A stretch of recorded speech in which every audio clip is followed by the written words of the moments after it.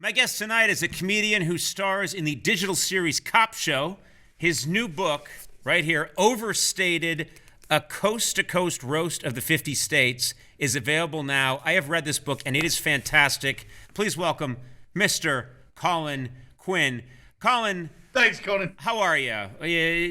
Let's talk.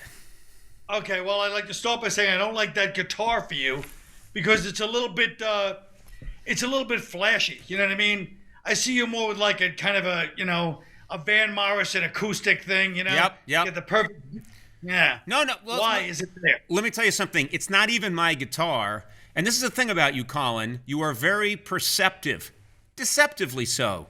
This is not my guitar. The guy that sets up our stage just said it there. It's his guitar. I don't own a red guitar. I don't have a flashy guitar. No. There you go. Of course not. No. Honestly, even an electric guitar is a little bit of a, indulgence that Irish people should not be involved in. You don't think the Irish deserve to play an electric guitar? I just don't.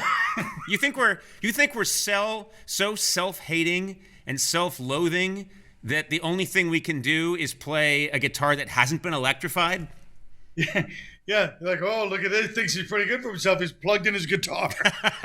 Oh, look at him. He thinks he's a tall poppy. Plug it in the guitar. Oh, Mr. Fancy Pants. Speaking of guitars and Irish people, you have to admit, they put Bono.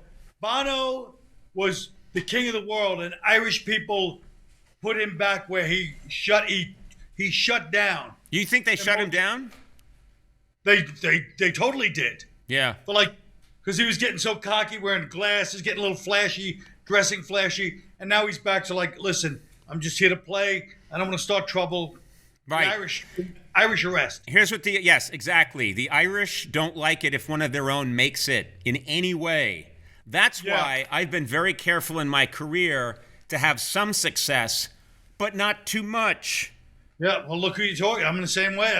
And you got to deprecate yourself, and you're fine. That's all that matters. Yeah. When you tell me that thing about the Irish, that's a whole thing about Boston. When I go back to Boston, they're like, oh, think you're a big guy, huh? And you're like, I just ordered a latte. That's all I did. I didn't cause any trouble. I'm just eating a hot dog. I didn't say anything. I used to do a routine in Boston only. I do it where I talk about how every other city, they go, St. Louis, like John Hamm's from here. And so-and-so's from here. I go, you go to Boston, you go, hey, Ben Affleck's from here. They go, him. My friend bumped into him at Foxborough Mall. He didn't do nothing, so.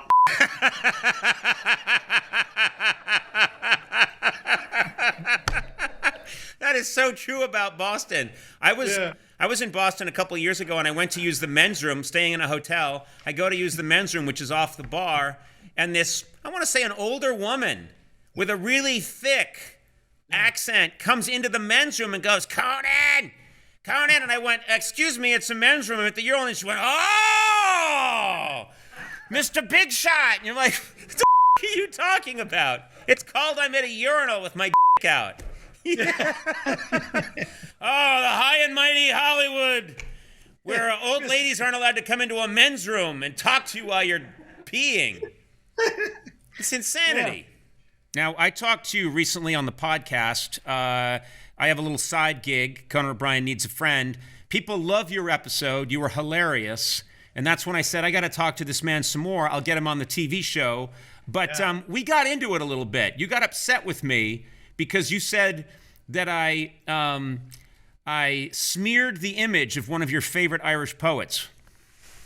Not only for the public, but it also ruined it for me, which is what really hurts, which is Yeats. William Butler Yeats, basically a saint of Ireland. You know what I mean? Great poet. One of the great, probably the greatest Irish poet.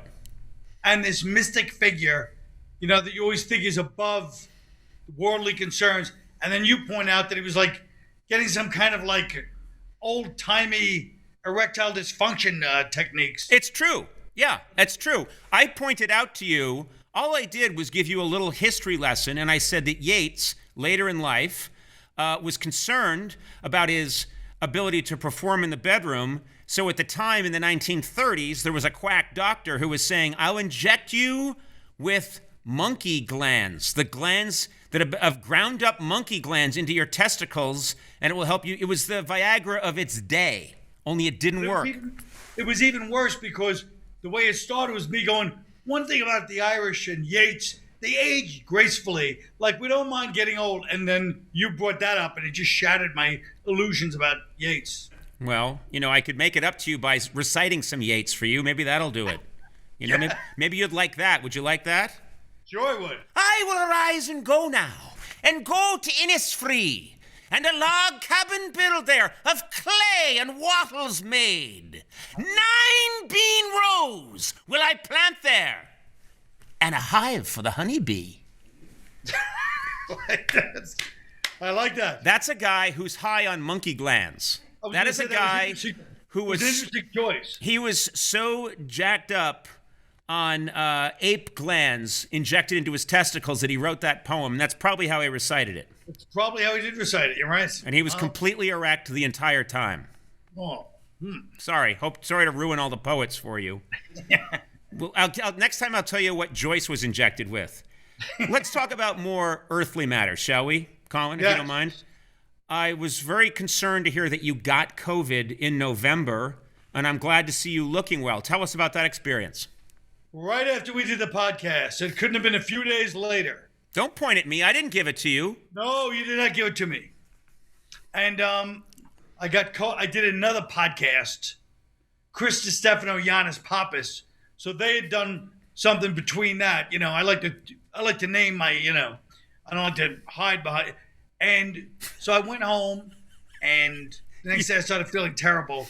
Next thing you know, I was struck with COVID. And what does it feel like?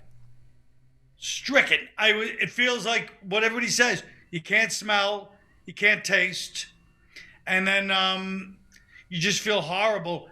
But luckily for me, I had a heart attack 2 years before, so I was eligible to get the infusion. Who says... I've never heard someone say, luckily, I had a heart attack 2 years ago. No one says that, Colin, except you. But that put you on a special list that meant you got the infusion of the antibodies, right? Yes, I got the antibodies infusion. So, and it was, so that really did work. I have to say, a few days later, I was better. But here's the problem. I gave it to my wife. So even though I was feeling better, she wasn't eligible for the infusion. She was feeling terrible. So not only did I change the power dynamic of the whole relationship, of course, but I had to walk around and act like I wasn't that much better.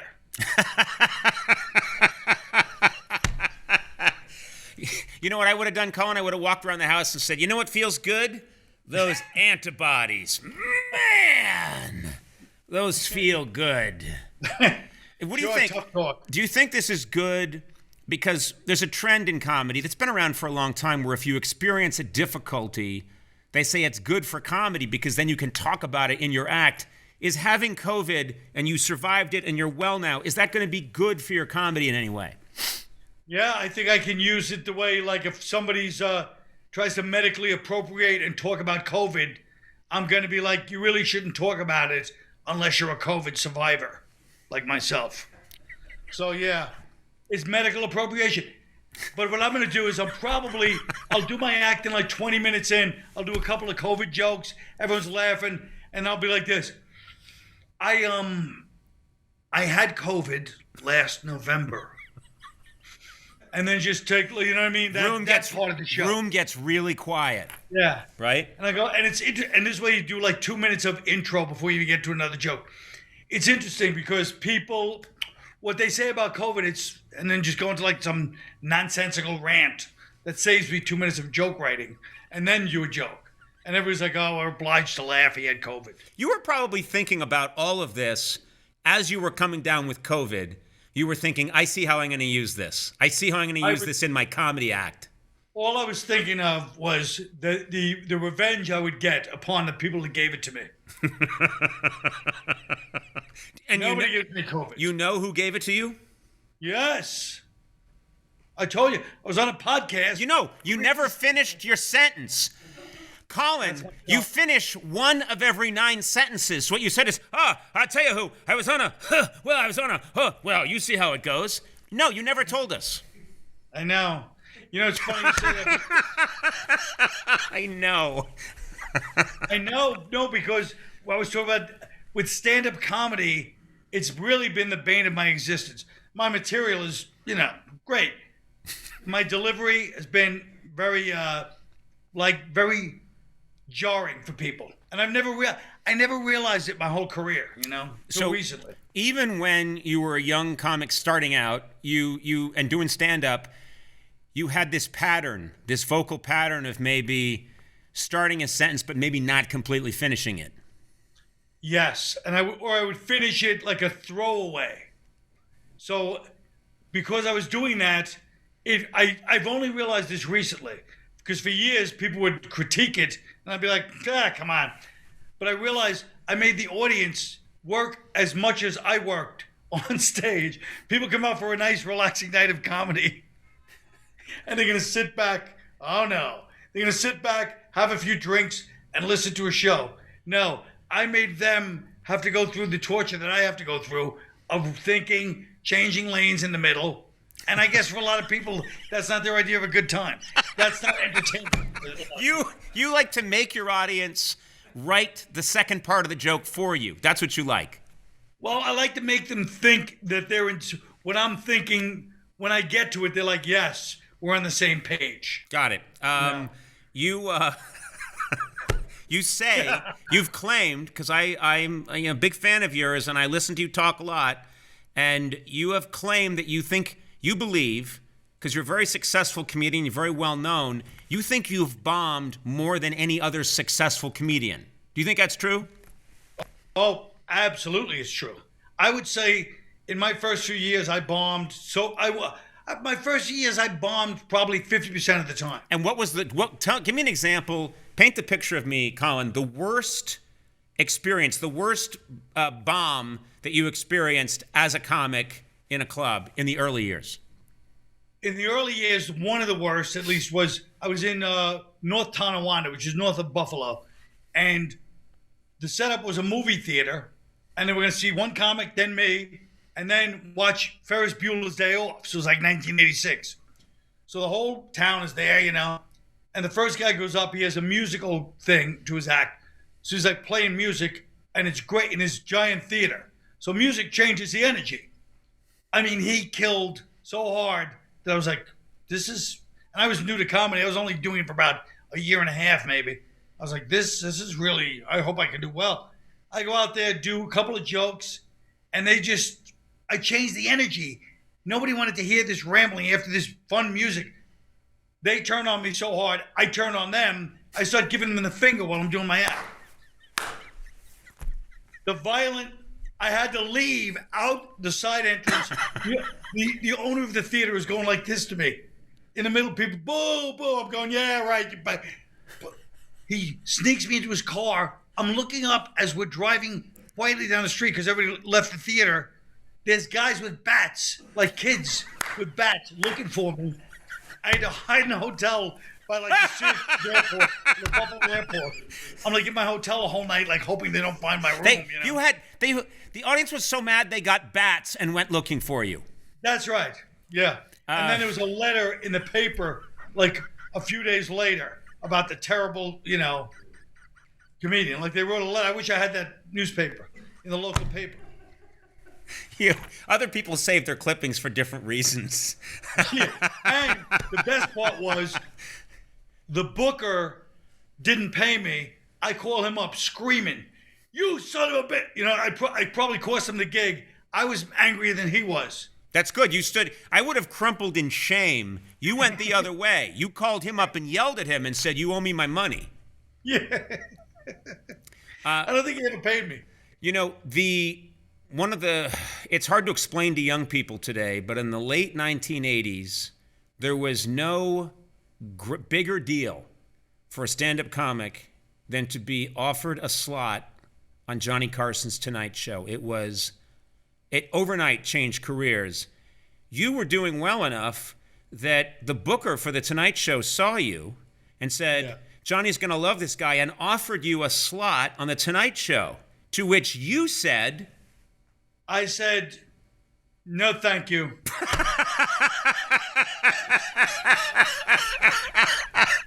People were killing for that. What were you thinking? I mean, there's. I have a lot of delusions of grandeur, but one of the things I was thinking was like, I'm not changing my act to go on the Tonight Show because remember, even though people loved it, there was something. I grew up watching Pryor and Carlin, so even though they went on the Tonight Show, they kind of looked down on us. So I didn't notice that I wasn't Pryor or Colin. Right. And so I figured, he told me, you just can't, you can't curse on there. I go, forget it then. Don't worry about it. So they said, just, Colin, you can come on the show. It's going to change your life overnight. You'll be one of the biggest comics in America at such a young age. All we ask is that you don't curse. And you refused. Yeah, I said, nah, that's all right then. I don't need to, you know what I mean? Like, I didn't need, that wasn't going to be on my medium was not going to be there. That's why. Help me with this. When the booker for The Tonight Show, who's never heard anybody turn them down, had you on the phone, this was in person. What's this? In person. It was in person. You were talking to the booker of The Tonight Show in person. At the Improv in L.A., yeah. And they come up to you and they say, okay, Colin, we think you're ready. And you say no. What did they say? He started laughing. He couldn't believe it. He couldn't believe it. He just started laughing. He goes, what? What? He was just laughing at me. You like to, there's a confrontational air to your personality, which I've always loved. You like things to be difficult. You like to get into it with people. You don't want it to be a smooth ride. And I sympathize because I think there is something of an Irish quality where we expect it to be difficult, we want it to be difficult, and we're uncomfortable if it's easy. For a long time, you were going on Twitter and you were just trying to irritate people and start fights. Isn't that true? Well, I mean, I'm still trying, but everybody knows my game. But yeah, when I started out, I just noticed I put some ironic tweet out there, like, to me, the best Beatles song is "I Got My Mind Set on You." It's not even a Beatles song. It's a George Harrison solo song from the 80s. A lot of people pointed that out too. And then, well, for a while I was just doing music trolls where I was like, I like real punk. Like I'm not into this new punk. I'm into like real punk, like Ramones and Avril Lavigne.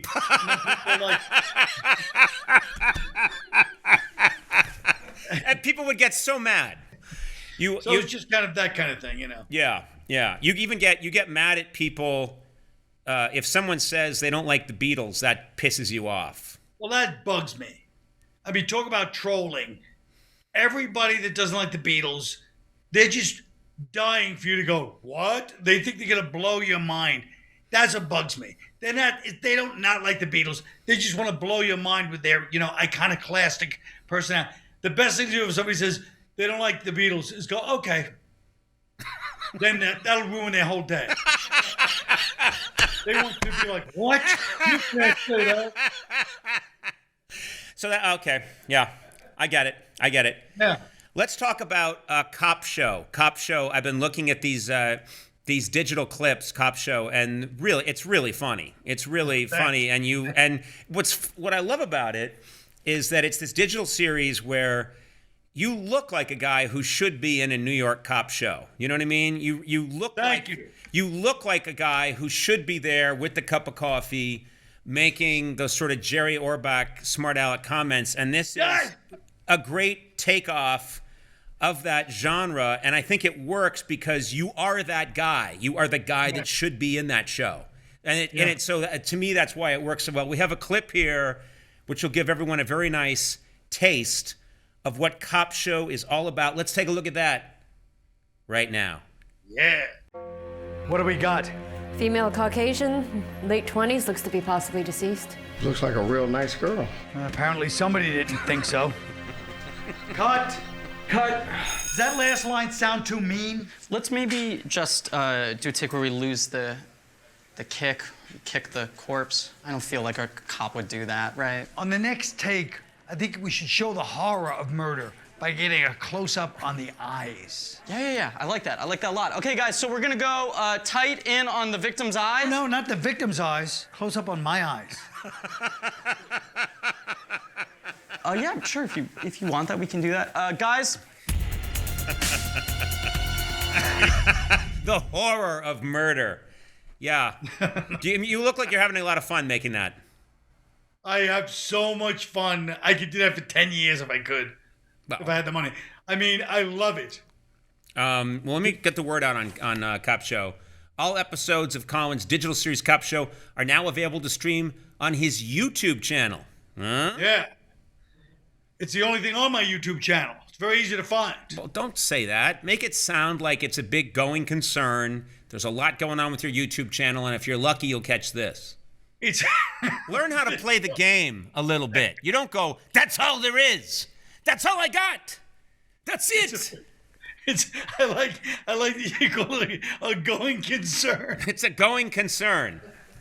It's a going concern. Also, I said this to you before, but there's a lot of comedians out there that they crank out comedy books. And I got to tell you, I look at them and I can tell they did this in about 10 minutes. You're a great writer. You're a terrific writer, and you have this is a very well thought out book of very funny essays about all the states in the United States. So check it out.